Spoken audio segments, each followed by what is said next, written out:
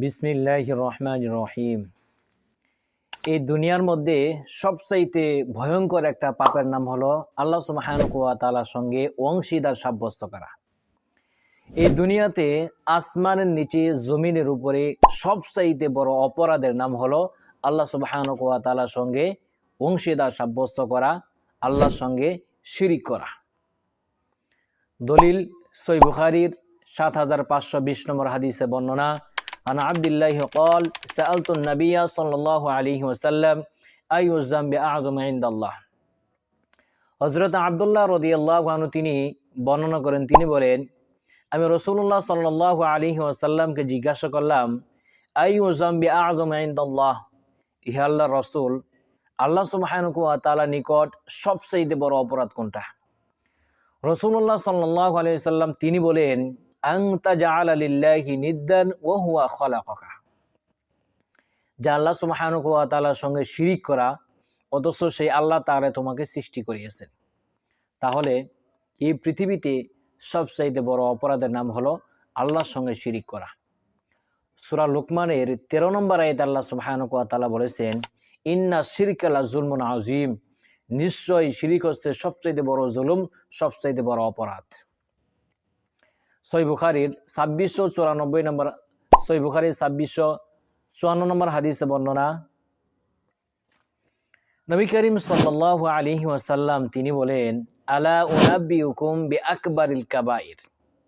রাসূলুল্লাহ সাল্লাল্লাহু আলাইহি ওয়াসাল্লাম তিনি বলেন, আমি কি তোমাদেরকে সবচেয়ে বড় গুনাহ সম্পর্কে অবহিত করব? সাহাবায়ে কেরাম বলল, ইয়া রাসূলুল্লাহ, অবশ্যই করুন। রাসূলুল্লাহ সাল্লাল্লাহু আলাইহি ওয়াসাল্লাম তিনি বলেন, আল ইশরাকু বিল্লাহ ওয়া উকুকুল ওয়ালিদাইন ওয়া কাউলুজ জুর। রাসূল সাল্লাল্লাহু আলাইহি ওয়াসাল্লাম তিনি বলেন, আল ইশরাকু বিল্লাহ, যে আল্লাহর সঙ্গে শিরিক করা। 2 নাম্বার বললেন ওয়া উকুকুল ওয়ালিদাইন, পিতামাতার অবাধ্যতা হওয়া। 3 নাম্বার বললেন ওয়া কাউলুজ জুর, মিথ্যা সাক্ষ্য প্রদান করা। এই দুনিয়ার জীবনে যারা শিরিক করবে, আল্লাহ সুবহানাহু ওয়া তাআলা এই গুনাহকে ক্ষমা করবেন না। আর শিরিক করা ছাড়া আপনি যদি এই দুনিয়ার মধ্যে যত বালু রয়েছে, বালু পরিমাণ যদি আপনার আমলনামায় যদি গুনাহ হয়ে যায়, আর আপনি যদি শিরিক না করেন, বালু পরিমাণ গুনাহ হয়ে যাওয়ার পরে যদি আপনি আল্লাহকে বলেন যে আল্লাহ, আমি তো অনেক গুনাহ করে ফেলেছি, আল্লাহ সুবহানাহু ওয়া তাআলা আপনার গুনাহ দিকে লক্ষ্য করবেন। আল্লাহ সুবহানাহু ওয়া তাআলা দেখবেন যে আপনার পাহাড় পরিমাণ গুনার ভিতরে আল্লাহ তাআলা দেখবেন যে এখানে শিরিকের কোনো গুনাহ আছে কিনা। যদি শিরিকের গুনাহ না থাকে, তাহলে আল্লাহ সুবহানাহু ওয়া তাআলা আপনার বালু পরিমাণ গুনাহকে আল্লাহ তাআলা ক্ষমা করে দিবেন।